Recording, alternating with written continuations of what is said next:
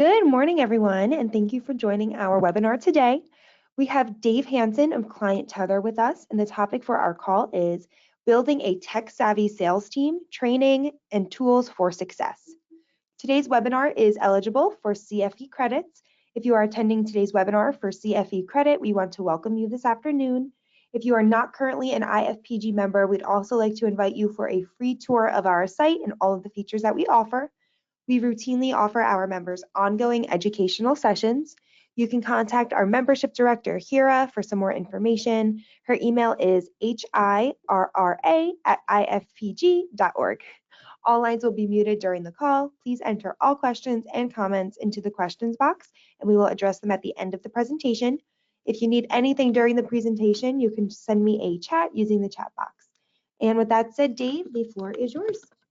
Yeah, Allie, well, we appreciate you guys letting us host some content. There is so much changing right now that this is, hopefully you find this to be timely and helpful. I'm the CEO of ClientTether. I've been working in sales and technology for about 20 years.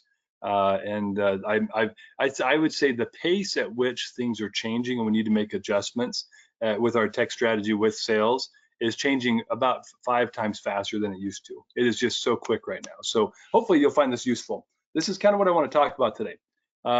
We want to talk about regulatory gotchas. There's a bunch of new stuff happening here. Please take notes, I'm happy to share slides. So I'm sort of kidding. If you guys have questions about this, you want to make sure we dive in deeper to, make sure you get those to Allie in the conversation tool on this platform. But we're also going to talk about some of the help versus hype. There's so much hype out there, guys.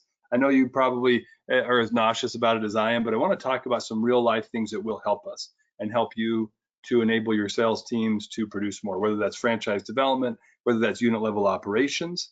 We specialize in both, so I'll share some insights into both sides of the house, and then just some tech-enabled sales best practices that will help you to scale. And I want to talk, just to my previous point, this is an adoption curve of major technology changes over the last 125 years. And I want to point out, look at this light blue line in the middle is air travel. 1930, obviously, was people were a little sketchy about that. It wasn't really ready, but the technology matured, and it took about 60 years for that to become 100% adopted. That seems kind of silly, although we didn't live back then when planes were falling out of the sky as much. But look at some of how this trend is changing. If you look at things like the digital camera, you look at the internet, you look at HD TV, you look at a smartphone, that curve is almost straight up. In a matter of like 4 years, smartphones were adopted, and everyone who didn't have one felt left out. So, but if you now think about some of these tools, B2C, B2B texting in business, it wasn't really common. 7 years ago, I was running a translation company, and it was a little taboo 7 years ago to send someone a text. Fast forward, 3-4 years ago, it's become more common, and it's now 100%. If you're not texting, you're missing out on deals. So, but think about the adoption of sales automation. Some of these tools that have come out, how quickly they get adopted. Think about artificial intelligence and analytics. That's been around for actually quite a while. Artificial intelligence, by the way, guys, is not new. If you think it's new because of all the hype, it's not. It's been around for a long time. But some of the way that people use it in analytics, that got adopted pretty quickly. You're probably using it, you might not even know it. AI content development, that's actually quite new as far as this industry is concerned. Although I worked in an industry 7 years ago where we defined NLP that created content in the translation industry, but that's a boring conversation for another time over drinks if you want. But AI in B2C communications is quite new. So people who are trying to automate, let's say, text or email conversations, there's some tools out there that are doing that. We're going to talk about some of the things to pay attention to, best practices in using AI. Get more to the help versus the hype around that, but the adoption curve is fast. So the reason I bring this up, guys, is I want you to be thinking about how quickly you can adopt things that will help you to actually be successful and not just be flashy and cool and hypey, so that you can be more successful. Because we've got not just regulatory storms ahead, we also have, I was just recording a podcast this morning with a consultant that works across 20 industries. And the average in franchise development, the average across almost every service industry we work with, is that leads are down about 30%, 30 to 40%. His number, I asked him on the podcast, he's like, actually, everything's down about a third, about 33. So that's almost universal right now. But we have to get a little better. We have to get a little smarter. We have to also make sure we're getting ahead of these regulatory issues that the FCC is throwing in front of us to make sure that as you guys continue to innovate with technology, you're also staying compliant. So let's talk a little bit about some of the storms that are heading our ways or that are actively striking us with lightning and creating issues for us. Texting is huge. If you're not texting, you got to be. And if you're not texting because you're afraid of regulatory things, you got to get over that and just learn the rules. So let's talk about that for a second, because the folks that I work with that are texting are generating sometimes. Well, I've helped people 3 or 4x their conversion rates and their deal flow in frandev just by implementing effective automations and texting. So like I know it works, and if you're not doing it right, then let's talk about it. You just have to have compliant opt-ins. This is the key thing for texting. We'll talk about the rest of it in a second, but if you're doing things like short codes, a lot of attorneys get this wrong, but if you're doing short codes like where somebody texts you to opt in for information about your brand, there's actually a lot more you have to do. It's called the double opt-in process. Almost 100% of you are not doing that. So I want to talk about the web opt-in, or what they call a digital opt-in process. That's when you've got a web form and they're filling it out, and you have to have that compliant message on the bottom that says, by submitting this form, I agree to blah, blah, blah. We'll talk about the blah, blah, blah in a second. But remember, to be compliant with texting, you have to protect the consumer by having a clear opt-in process on your website. It legally doesn't require a checkbox, by the way, but it has to be clear and in their face before they hit submit. So we'll talk about that in a sec. You also have to manage your opt-out process. This is where things like having third-party snap-on tools into CRMs is a little bit messy, because there are 2 different databases you got to try to make sure you're keeping in sync. So you got to make sure your opt-out requirements are managed properly and that you systematize your compliance. We'll talk a little bit more about this. Let's break it down into the initial lead form compliance. When on your websites, and guys, I'll show you some numbers in a second, more than half of you probably on this call are not compliant with your opt-in.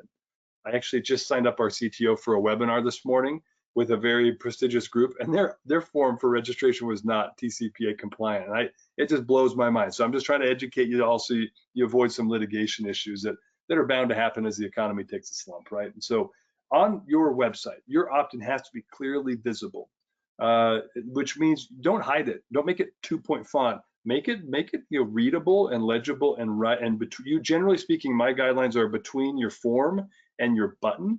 You need to have your opt-in statement. Don't bury it below the button where they could maybe have it cut off on a limited screen view. Make it between the form and your button.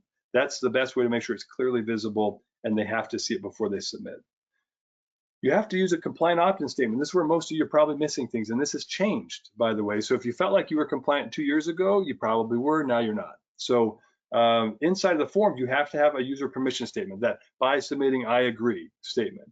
You have to say these words: messaging rates may apply. That's not really an option for TCPA compliance. You also now have, they're asking you to talk about the frequency of messaging. So you're probably more of a blended message where it's primarily marketing, but it might become transactional. So just say messaging frequency may vary, period.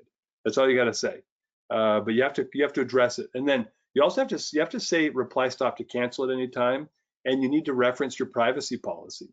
And if you are registering let's say you're a franchisor and you've got new franchisees registering new numbers, that registration process, they will deny your registration if you don't have a reference to your privacy policy. And sometimes they want you to have a link in that statement to your privacy policy so the consumer doesn't have to go find it. Bear in mind, that's a little squishy right now. We'll talk about that later, actually, the ghost organization doing texting auditing and compliance, but just make sure that you guys are following these rules and you'll be fine.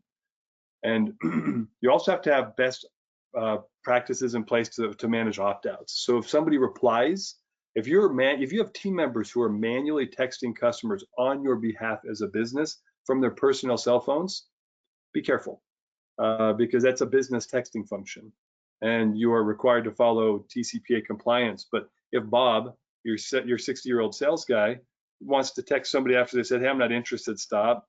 Well, he doesn't have an automatic opt-out process that's TCPA compliant. 2 months from now, he might text that person back. $1,500 is the fine if you violate TCPA per text. So if Bob goes off and starts texting 20 people, 30 people, you could rack up a pretty quick bill. There's also regulatory things happening around that. We'll talk about that later. Also, here's the thing where I see people make some mistakes. If you haven't talked to somebody, let's say you've got a franchise candidate who filled out a form 2 years ago. You messaged them and engaged with them for about 30 days. They went silent, and you haven't really talked to them for a while. They're in your dead lead list. 2 years later, you dust off Susan. And you're like, hey, Susan, I'm going to reach out to Susan. You start texting Susan again. She has no idea who you are. So even though she has opted in to talk to you before, it's been long enough that you're really in you're kind of out of the gray zone into the black zone of should you text her or not. In your first message, you need to treat it like it's a first contact, and you need to say, hey, Susan, you have to identify yourself, you have to identify your business, you have to also then give her an opt-out and tell her why you're texting her. So that first text needs to be a little more complicated than just a, hey, Susan, how you been? Kind of an outreach. But you also need to make sure you've got, you are giving them that opt-out message up front and identifying yourself properly as if it's a new contact. So you got to play by the same rules as if they were a brand new lead. If it's been over 18 months, typically that's kind of the guideline. Now, this is important stuff. This should be no surprise to you, but if a client replies wrong number, stop, cancel, F off, you really need to have some automation in place where you can stop the texting. And the only way that you can ever text them again is if they reply to you, start, resubscribe, uncancel, something that's a common phrase that somebody might use. Then the consumer is in control of the opt-in, opt-out process, and that is the whole crux of TCPA. So if you guys have more questions about that, let me know, we can dive into them. But I've got to talk about this because it's a little bit creepy, what's been happening in the texting compliance landscape. There's a new group called the quote unquote the campaign registry, TCR. It's a ghost group. If you look them up, they are actually a shell group that was founded by Verizon, T-Mobile, and the mobile companies as a way to try to regulate and generate revenue from businesses who are texting. That's the true purpose of it. The politicians describe it as consumer protection, but all it's done is suck money out of the business community and slow us down. So the idea is not bad. I'll be honest about that, but the way that they're implementing is a total train wreck. So let me talk to you a little bit about what we've got to pay attention to with the new regulatory group. Their favorite thing, if you're familiar with the soup Nazi, is to try to deny service. It's a bit of a power play, but they also have zero regulatory accountability. So let's talk about what you need to pay attention to. So I mentioned it's their ghost agency. They actually, their headquarters office is like a kiln work share space in like somewhere in Virginia. And, there are 27 businesses registered to that address. So obviously they're not really interested in you and me having a good consumer experience with them. They're trying to hide behind ambiguity. They do officially have a little bit of FCC buy-in now, so it's quasi-regulatory, but they're implementing things like trust scores. This was a little bit of there was a joke for a long time that we might start implementing trust scores in the US like they do in China, which I think is a train wreck. But every single one of you on this call has a trust score that you don't know about probably. I talked to a group today, huge franchise entity today. I was like, hey, by the way, you guys have a trust score for texting. Did you know that? And these were 20-year marketing vets, super smart. They had no idea what I was talking about. So every entity has a trust score. Here's a challenge. If you're a broker, some of the things that they use to determine what your trust score is, and if they're going to approve you to allow you the privilege of texting now, when you register a new entity and number, depends on you following those. They'll audit your compliance of your opt-in statements on your website. They'll actually audit your messaging. Sometimes they'll take a look at if you're using compliant first texting with the opt-out message and identifying yourself, and if you're not, they can throttle down your trust score. It's a 100-point scale. I've seen them drop huge franchise entities down to 16 because they got acquired and their EIN was only 2 years old. It's kind of stupid. So the age of your business is important. You got to have an accurate EIN and business name and address match, or they want to prove your new text messaging. If the age of your business isn't very long, they'll actually, and this is why brokers are getting hammered right now. Any new brokers on the call, if you've registered to get a cell phone number attached to any sort of technology recently, you might have waited for 2-3 months. Well, they dink around, not approving you just because you're a young business. And unfortunately, as a provider in this industry, all we can do is petition and petition and petition, and then we wait for the 20-year-old kid on the other end of the line at the TCR or TRC to actually respond. It's been frustrating. So just be aware, they also have the power to block the deliverability of your messages, and they do not tell you if you've been blocked yet. And you also don't know. You just think you're sending messages and they're just not delivering them. T-Mobile is actually the worst, to be honest with you. So FYI, these are just real landscape things I want you to know. And I'll move on because I don't want to belabor this too much. I'm not trying to scare you, but I just want to make sure you know the landscape shifted. You've got to behave better with texting. You got to make sure you're compliant. There's not really any oversight or accountability with this group today, so it's really hard to make things change. They hold all the keys. If you do something that doesn't work well and they decide they want to drop your trust score, you got to pay them like $100 and petition things and fill out forms and wait for a month for them to get back to you. That's been the experience so far. So now let's talk about how compliant everybody is with their opt-ins. We actually do our own lead response audits in the industry with a lot of accounts that we work with. And right now, year-to-date data shows that only that 60% of all of the franchise websites, franchisee, franchisor websites we've audited they're not compliant. So less than half of the franchise industry so far, if you want to extrapolate, has got compliant TCPA websites. Bit scary. So go take a look at those. If you guys want, I've got a cheat sheet with all those kind of those four requirements. If you guys want that, let me know and I can get that to you. There's also CCPA, right? You guys should know about this. If you're working in California, they decided they had to go off the rails and do their own thing. So it's about, really, the crux is about selling consumer data, which I appreciate the idea behind it, but they want you to maintain records of customer consent. You need to make sure you got an opt-in date. You also need to, if they ask you to delete their information, you need to delete it. They're actually in violation of the TCPA rules, which require you to keep records of customer communications and data for like 4 or 5 years.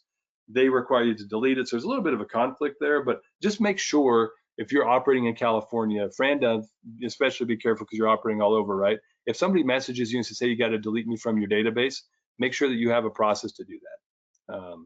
So let's keep moving. Just be aware of it. So the FCC, bless their souls, they've also got some new regulations that they're rolling out. They're a little scary. They all roll out in January of 25. At least that's the goal right now. So let's talk about some of these. If you haven't heard about these are important.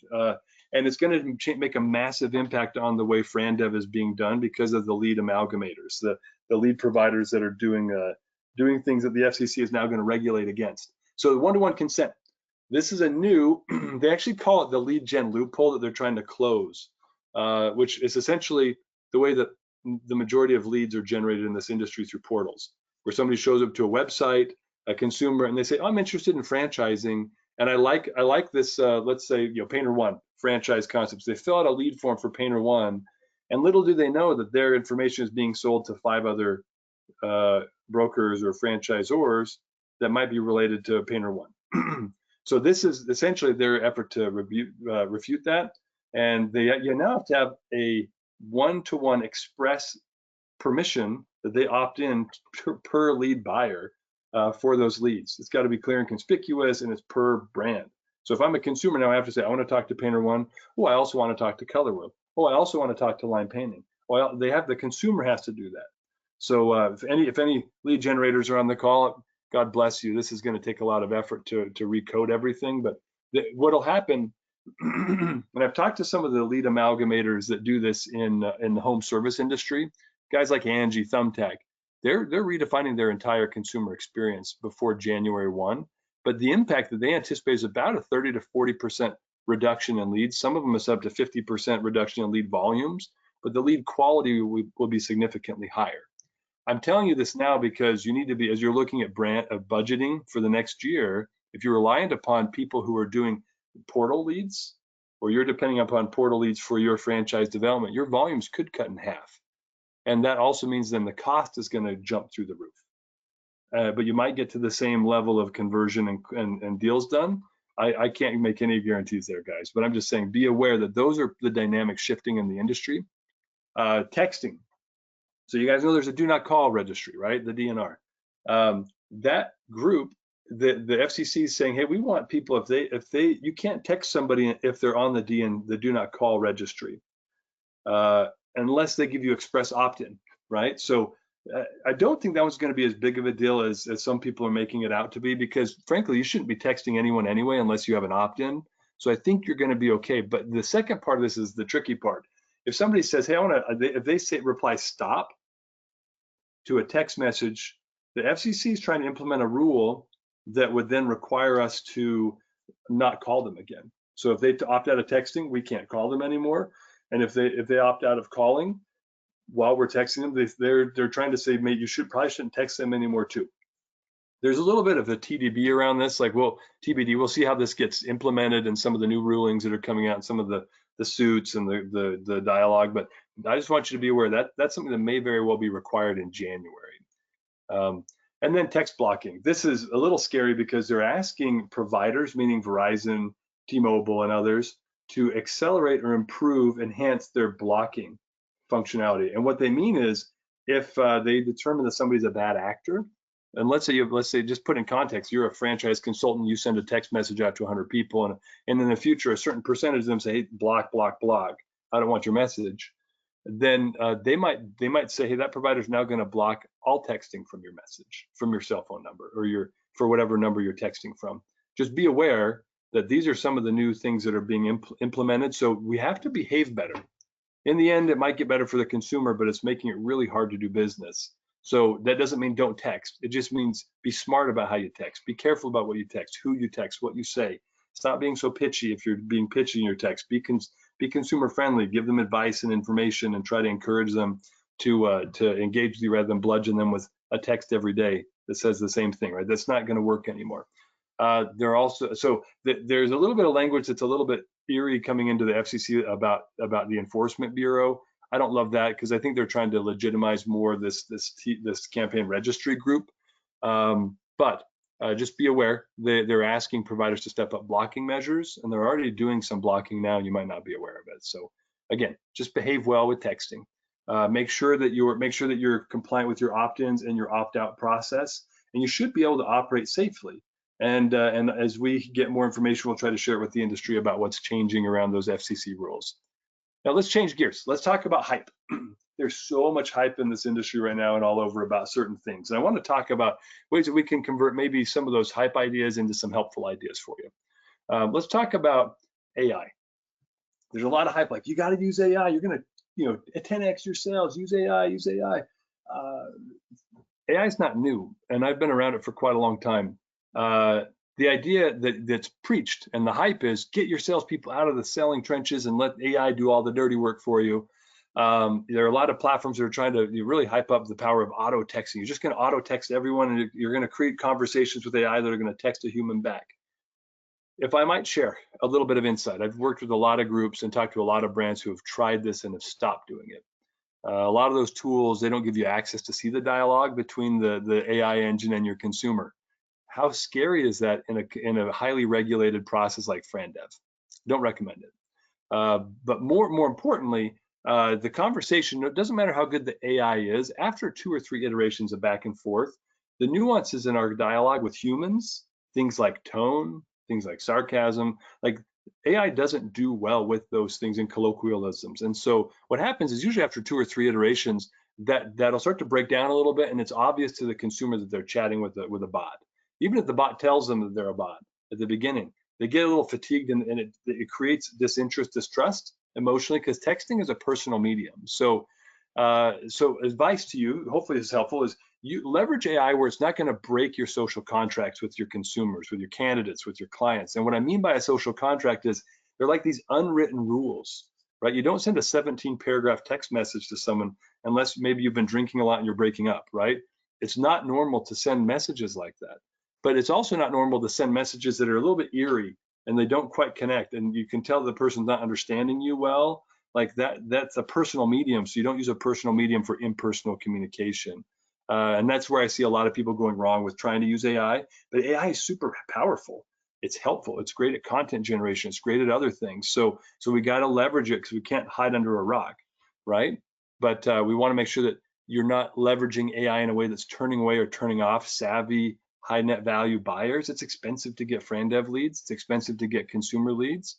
So make sure you're being careful about how much you buy into the hype versus engaging with the leads properly. So let's talk about this one. And I was just recently called out about this in a panel discussion, which caught me off guard. But I hear people in this industry still say, yeah, call everyone within 4 hours. It'll be fine. Yeah, your candidates, if they want to talk to you, they'll call you back. Things like that. That's like 1984 garbage. Like, by the way, not true. You can sell still a lot of franchises. There's a reason why the industry data shows a 1%, barely over 1% like close rate. That's low in any industry. And part of it is because we're operating on an old playbook that doesn't really work well. Let's talk about what the consumers actually expect. And if you think about yourself, you'll hopefully nod your head and agree, you need to still be the first person to have a meaningful conversation. And if you're buying portal leads, it's a highly competitive landscape. Also anticipate a lot of your smart franchise buyers are going to probably look at a couple of concepts. They're not always looking at 10 concepts.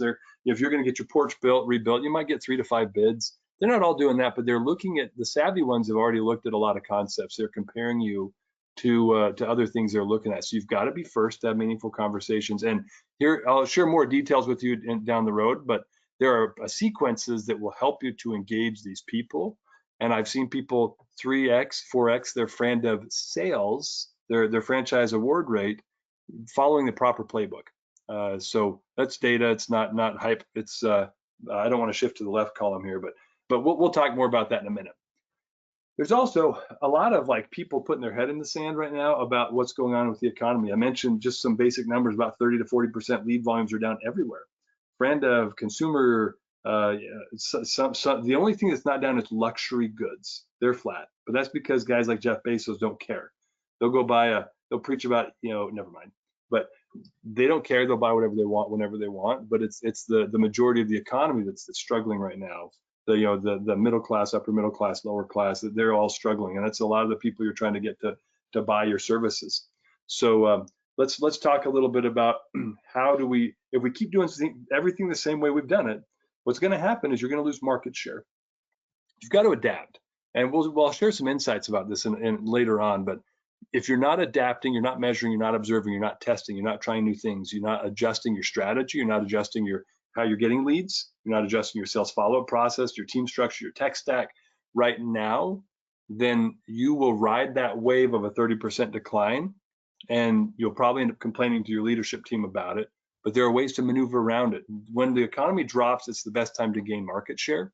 And I'll share some insights with you about that in a few minutes. So let's talk about some best practices now. So we've talked about the hype, we've talked about some of the regulatory stuff. Can I share some insights that will hopefully help you guys sell more, rather than just scare you and make you want to crawl under a rug and hide from what's happening? So let's talk about how to get more juice out of the marketing spend. You've got to be, we've talked about this just a minute ago. And again, I mentioned I had someone challenge me on this in a panel, but looked up the data again, and this is the current data. 53 to 78% of what predicts who wins the deal is who gets to that person first and has a meaningful conversation. Those numbers range by industry, by the way, not by year. So that's been pretty consistent for about a decade.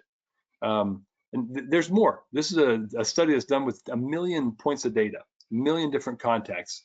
And so pretty reliable data that shows the speed with which we engage with people matters. If you follow that curve up, you get closer and closer to 100% contact rate the closer you get to 0.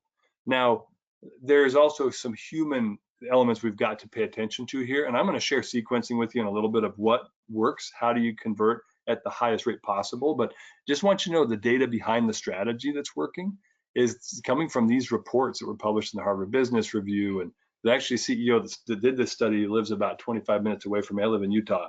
And it was a group that was called InsideSales.com that did this study originally that's been rehashed a lot, but the data still stands. About a 10x decrease in engagement if you wait more than 5 minutes. We're not talking 4 hours, guys. We're talking about 5 minutes versus 10 minutes. Look at the drop rate there. It's huge. That's because people are busy.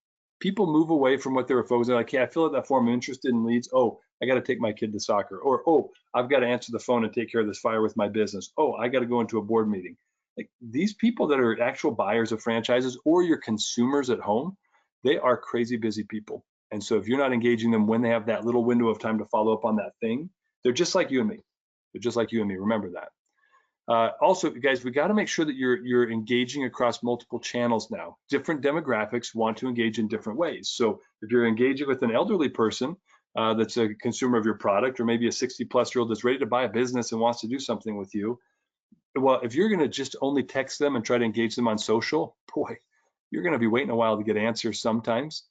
Or by the way, like young kids, so like, I don't know, 20 to 25, like they think it's totally fine to not respond to people when you send them a text. It's kind of rude, but that's normal to them. They'll see your message and they'll acknowledge it to themselves, and then they'll get back to what they're doing. And 2 days later, they'll send you text back. So it's weird, but it's almost like the bookends of the age group are not responsive to text as much as the people between 26 and 50, right? They're super responsive, and that happens to be the sweet spot for frandev typically. So remember though, where they're engaging, you don't know necessarily their demographics when they fill out your form, so you got to try a couple of different ways. And I'm going to share some sequencing tips with you now, because these are nuggets, guys. We work with hundreds of groups that are doing frandev. We work with hundreds and hundreds of groups that are doing unit level operations. We get to see what's working. So if you follow this trend, you will engage with people a lot faster and a lot better. But recognize that texts are read fast. Usually within 2 to 3 minutes, 90% of all texts are read. And if you are engaging first, like I mentioned, you're gonna actually have the best likelihood to win. But you should be texting every lead that you get within 1 to 2 minutes. Period. You don't want to do it immediately. Immediate text messages, like I fill out a form, I get a text. Obviously, it wasn't a human. It actually kind of cheapens that channel of communication for me. That's typically how consumers respond. So, but if you text them within a minute or two, it doesn't give them that uncanny valley experience, and they're ready to have a conversation with you if they can talk. Also, you want to have a call within 3 minutes, 3 to 4 minutes, I would say. So if you have a text that goes out within 1 to 2 minutes, most of those texts are going to be read. And also a lot of the operating systems now on phones, because you'll follow TCPA compliance and say, hey, this is Dave Hansen from ClientTether. Look forward to reaching out. Thanks for contacting me. I'll give you a call in a few minutes, or click here to schedule an appointment, and you send them a link, right? That's the best practice. But if you call them 2 minutes after that text, your answer rate will go up 40%, because now their operating system will even say could be Dave Hansen, or it could be ClientTether. And they've also seen the text says, oh, that's right, Dave just messaged me. So those are the reasons why that's impacting people. But text first, don't call first. A lot of you still invert that. About 3 to 5 years ago, that process needed to flip because of all the spam calls people were getting. And when you're using email, guys, email is still a powerful medium, and you can increase your open rates and your click-throughs by massive amounts, 300% click-through rate increase if you use video. But I want to talk about video. You've got to use like personally engaging video. Your first message, your first email shouldn't have a founder video in it. You should have a video is maybe 20, 30 seconds long of your appointment setter, or your franchise development pro, or your estimator if you're a home service company that should be going out. If you're a consultant, that first video should be 20 to 30 seconds, and it should be you, because you are the product they're buying, so they've got to be able to connect with you emotionally. That's how video can create power in email. Have a video in almost every email you send. Have it be part of your nurturing. Have the message that you're sending become a video, a 30-second video. Have it be an animated GIF if you can, but at least have a thumbnail inside the email with a link to click to push them to the video content. Those are best practices that make your video or your emails super effective and can really improve your engagements. And then just don't forget to nurture. We're going to talk about nurturing, but if you have an effective nurturing process, you can increase your sales by 50%. If you're not doing it right now and you start doing it, that's a massive lift. These are little things, guys. It doesn't take, if you increase your efficacy by 25% in 3 areas of your sales process, that's a 99% increase in sales, right? If you increase 25% across 3 elements that, like it doesn't matter what they are, but that can lead to a 100% increase in sales. So let's talk about nurturing. So I'm going to dig into this a little bit more. But you should be nurturing everybody, because leads are not dead. I call them Lazarus leads, because I talk to people all the time. If you've been doing frandev for a while, you've been in the consumer industry for a while, somebody fills out a form, then they get busy, they can't talk to you. You nurture them for a year or two, and all of a sudden, out of the woodwork, you get this email or a call. Hey, it's Dave. I appreciate you reaching out to me so much and being patient. I'd like to talk to you about you coming to put that deck on my house now. And normally your response is, I don't know, who the heck is Dave? Like that happens to me all the time. When I get responses from people, I have to go look at my CRM, look at their history, and say, oh, that's right, I met him at IFPG 2 years ago. Awesome. So don't discount your leads. And right now, guys, one more note, you don't have enough leads to fill the pipe, right? So you've got to do things differently, re-engage and revive and nurture your leads, so you can you got a whole pile of contacts you could be engaging properly. You want to make sure that you're not wasting time though with nurturing, meaning don't make call lists with old dead leads. You want to use passive engagement. So texts and emails are the move. Things that when they respond to you, you engage them, but you want to be putting value-added content in front of them constantly. Educational content is key when you're working with your nurturing process. Think candidates, if you're doing frandev, they don't know how to get financing. They don't know how to get ready for an SBA loan. They don't know what it's like in the daily life of a franchise. They don't know how to interpret an FDD. They don't know a lot of things. So teach them. Whatever the 5 biggest concerns or questions that they've got, you need to educate them. Use your nurturing as kind of a tool that if they actually paid attention to this process, they would become the best candidate you've ever worked with in your life, and put video all over that. Testimonials. They want to hear from franchisees who are successful in your platform. They want to hear their experience. They want to hear about their fear. Fear is the biggest reason they don't buy. So have great content with your franchisees who overcame the fear, document that in a great video and put it in front of them. It'll help. Also curate content. And I want to highlight something here, guys.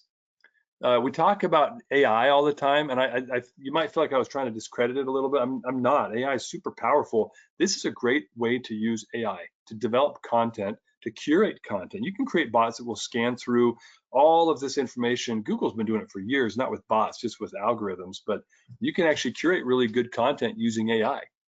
You can generate some new content using that to using AI. So remember that these are areas where you can actually leverage the power of AI and create efficiency in a higher tech savvy team. Let's talk about re-engaging dead leads. So a lot of people feel like this is a myth. Like, I've tried it before, it doesn't work. Well, guess what? I've actually done this a lot and it does work. So I want to share some best practices. Quick story. One of our franchise brands, or a home service company, got about 150 locations. One of their locations, we preached to them a little bit about doing this. So one of them actually went out and created an email, and they sent it out to like 2,000 people. So typically, I don't recommend that. I recommend, if you're going to do email nurturing or turn on automation plans to re-engage your leads, have a good cadence, pace it out a little bit, and do about 50 a day. That'll put 1,000 people a month, if you just do 50 a working day, into a nurturing sequence, and they'll all be at slightly different stages of that process. You're not triggering email spam filters, and you're not triggering texting compliance issues, right, that we talked about earlier. So this group did it, just one location, and they actually reached out in a panic, and they're like, hey, we have so many responses coming into our email. Is there a way to shut it off? We're like, you've already sent those emails. We can't shut off sent emails, but don't do that again. And they ended up booking thousands of dollars of recurring revenue in a cleaning industry that's huge from emails, just doing an email outreach. Well, email is the least effective way to reach people, but it can have synergy and it can work. But I want to let you know, as you're doing this, I also want to give you a warning to not overextend yourself. Don't send out 10,000 emails. Create a thoughtful educational process, and especially if you're doing omni-channel where you're texting and emailing, you've got to limit that to no more than 100 a day that you're putting people into that sequence, and that'll actually optimize conversion. But in texting, you get about a 20 to 30% response rate. So in fact, I'll come back to that in a second. That chart, I want to share it with you, but 20 to 30% response rate, sometimes 40 if they're highly connected to you. If you put 1,000 people into a text campaign, one, you might get blocked for sending out too many texts, but two, you might have 400 responses, 300 responses, even 200 responses. That's going to take you 6 hours to respond to all those people. So be careful about your bandwidth to handle those things. Now, let's jump into a couple of other cool things. This was a case study we did with a brand. They wanted to re-engage old dead leads, and they didn't believe me. So they took a limited group of people. I said they had to be at least 6 months dead to go into this pilot that they did. And these were their results. Look at now this is a small group. It wasn't huge. So they had, of all their dead leads, a third of them were contacted. They actually responded. 21 opted out. That's fine. You either want them in or out, guys. They're not doing you any good being dead and not interested. They had 10% of their leads that got into funding discussions. 10% made it to the FDD review. Does this look like, would you be thrilled if this was your data with your new lead flow? I bet you would be. These were dead leads, guys, but they effectively engaged them with value-added content and omni-channel text and email, and it generated a whole bunch of business. They closed a deal from these leads within like 60 days. This was within 60 days, this response chart that they sent me. It's pretty powerful. So don't underestimate the power of re-engaging your dead leads, because that's a gold mine. You also want to, guys, you want to automate nurturing using technology. So text and emails, like I talked about. When you hit major milestones in the sales process, you have a qualifying call, and they don't schedule the next step, put them in a nurturing campaign about that. They're in the research and selection if you're a broker, or they're speaking to franchisors and you're a broker. I see a lot of brokers not follow up here. And if that consumer, that candidate, for whatever reason, doesn't love the brand, or they get turned off by something, they will ghost you, unless you're staying in touch with them and letting them know, hey, if it's not a good fit, let me know. If you got questions, let me know. Like if you're staying in touch with them throughout that process, you'll have a higher close rate. Now, if you're a franchisor and you've got people in FDD review, they've got it in their hands, they've got questions, nurture them. Validation, nurture them. When they talk to your franchisees, you have no idea what they're going to say. Stay in touch with them and nurture them after discovery day until the deal's closed, and then nurture them after the deal's closed. Just keep nurturing. Now, be savvy about it. Don't overdo it, guys. We're going to talk about channels. And it's interesting because when I talk to people about creating specific channels or new channels for lead gen, people are listening a lot more today than they were 12 months ago, because they're seeing their lead volume dry up. But you have to do this constantly because channels change. So don't think this is a one and done thing. But I want to talk about this for a minute because I used to play football, not in college or anything. I just played through high school. But every play, when you're a quarterback, and I wasn't a quarterback, by the way, not in high school, just in rec. But every play, you've got to know who your go-to is, and you got to have a couple of backups, right? So if you see every play, you don't have one guy running routes if you're only going to try one guy, right? So that's why you've got cross patterns on the right. You've got a guy cutting across the field to the right. Create some confusion. You've got your guys on the wings flipping out, so you've got some safety net passes to hit people up with. They're also on the right drawing out the defenders, so you've got a cushion there. You could probably get 5 yards, right? So the idea here is you have lots of options. Your channels will change in their performance, right? This is the data from the FDR, the AFDR. But these are the channels that you guys right now as an industry are investing in and franchising. Cool. Facebook is pretty productive if you do it right. LinkedIn, super productive if you do it right. But you'll notice there's a rise in the tide on things like X, Twitter, YouTube, Instagram, TikTok. These channels you need to pay attention to them. You can't own every channel, but I want to share some insights with you about ways I've seen people successfully leverage these channels without spending 10 hours a day doing it. TikTok, it's funny because I don't have it, and I don't want it because I know so many people get lost in it. I just don't have time. But I know a lot of people that do extremely well using TikTok as a way to engage with people, using short, fun, engaging, smart content, educating people. Think about it as like a 2-minute masterclass, teaching people something that will help them be a better entrepreneur, a better business owner, a better franchise owner, a day in the life. Just those little sound bites. You'll be surprised how many people will engage with your brand if you're providing some fun content. But don't be boring. I saw a guy sit in front of like a book, a library that smelled of mahogany and had rich, leather-bound books behind him. Unless you're targeting that specific audience, don't try to overdo it in TikTok. It's a little informal. YouTube is powerful. The algorithms and the search indexing and the way that they try to lace videos together and keep people engaged in your platform. The more content you have, the better. And you can have videos of all lengths, but remember that the attention span of the general populace is dropping fast. So you want to make sure that you're giving them content they can consume. Shorter the better. Shuck and Shack's a great example, by the way. They've got tons of good content on LinkedIn or on YouTube, and I like what they post. LinkedIn is tricky. There are a lot of dimensions to this, right? Your page, a lot of brands argue that I want to have the same page for my consumers for my frandev. I don't agree with that, but that's okay. You can do it your way, but you want to have video content on your LinkedIn page that appeals to the person that's going to that LinkedIn page. So if you can get permission to have a separate LinkedIn page for your franchising for frandev, I think that's a good move because you can now post the content on that page and make it specific to that channel rather than you've got generic content about your consumer engagement as well as your frandev. It's confusing. Same thing with your web, but this isn't an SEO strategy discussion, so I'll skip that. Your posts, you need to be posting regularly, but not too much. Some people post 3-4 times a day. They create fatigue and people don't want to follow them anymore. They start getting ignored. So be careful about how frequently you do it, but personal or motivational as well as company values related or franchisee success stories, philanthropy, those things are all great things to post. But you can also celebrate, but some brands, all they post is celebration. So people disengage with that because it's just chest beating and it's not exciting. So just be careful how much you chest beat and remember that your purpose in posting content is to engage and create value. You want contents, you want to create dialogue. There's also some tricks you can use in LinkedIn that will help immediately boost your post engagement, but that requires people to engage with you. So remember, try to create post that engage and have people engage with you on your content. And then your profile. If you're the frandev guy and your profile picture looks like you're swimming with a dolphin, I mean, that's fun. But is that what you want people to think about you? Because that's their first impression of you. That's fine. But just remember that you need to make sure you got a good picture. Make it clear. Have your role. Your headliner should not be your title. It should be a description of what you want to do to help people. Think about it that way. And then Facebook. Content is great. Posting is great. There's a lot that you can do on Facebook that will also turn people off if you post too much. And I'm highlighting all these in the same yellow as before, that these are great areas where you can actually there are tools that help you create short videos that are AI driven. There are tools that can help you create content that's great. I've got a team of people that helps me create content that we post on LinkedIn regularly, and it's generated through layered AI. So remember that you can leverage the power of AI across all these channels as well.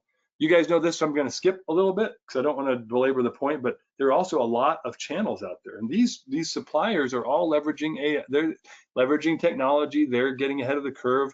Leverage their SEO for your brand. A lot of these guys have great domain authority on their website.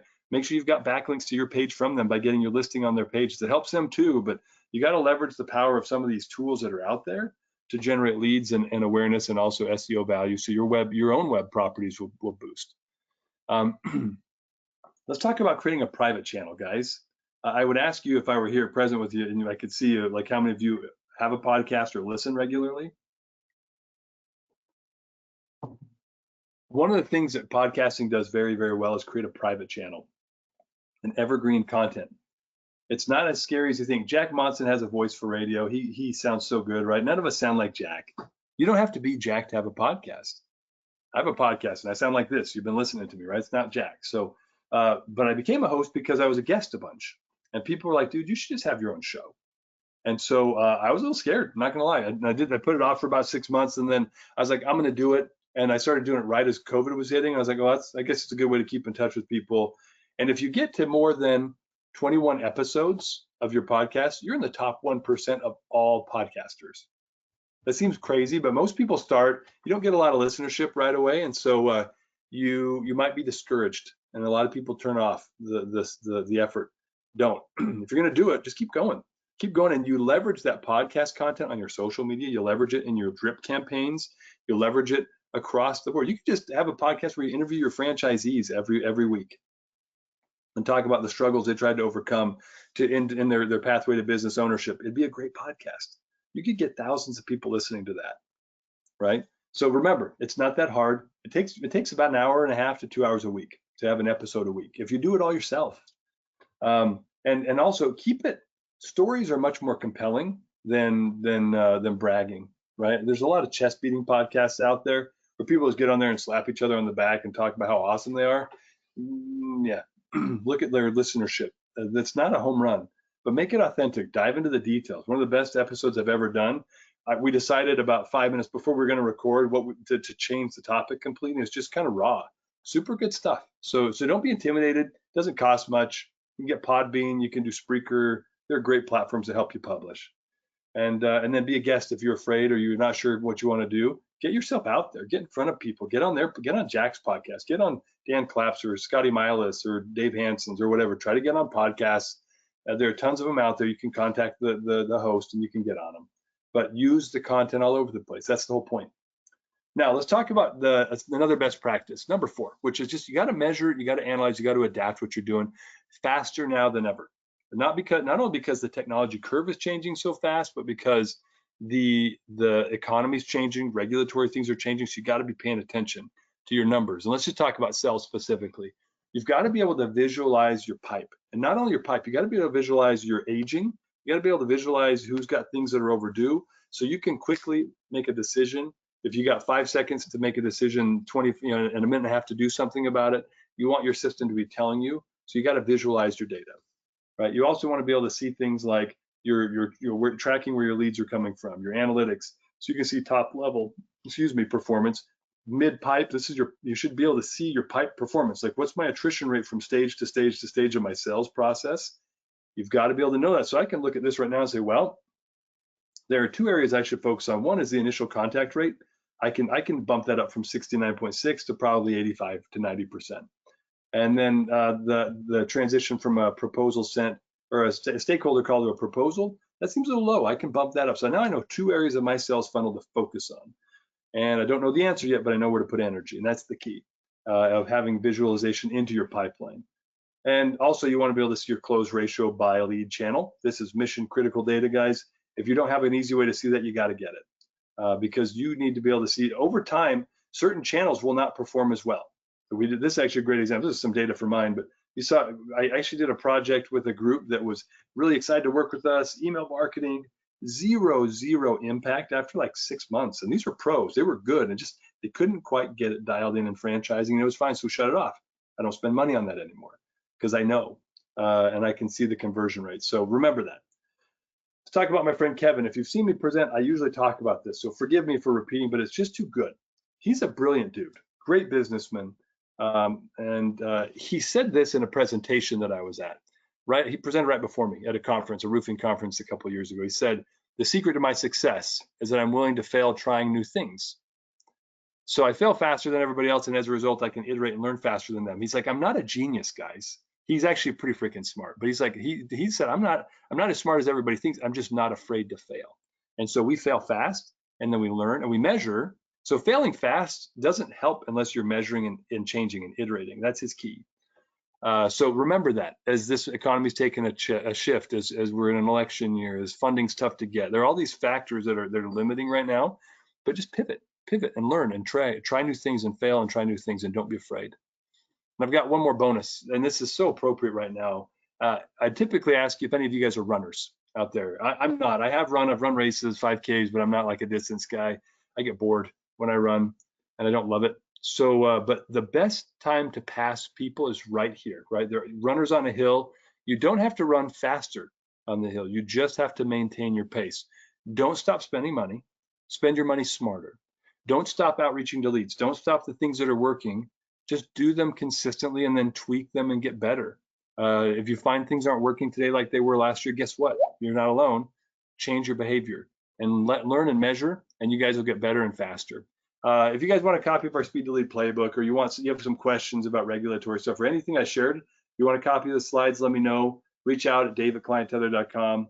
And I sure appreciate you guys sitting through the presentation today, and especially the boring regulatory stuff. But Allie, happy to take questions with the remaining time that we've got. Awesome. Thank you, Dave.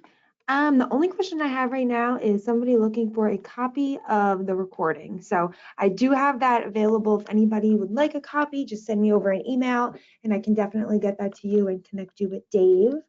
I don't see any questions though. Great presentation and great detail. So I think you might have answered any questions that they had. But if you guys would like to connect with Dave, I'm happy to make that connection, or you see his contact information right on the screen.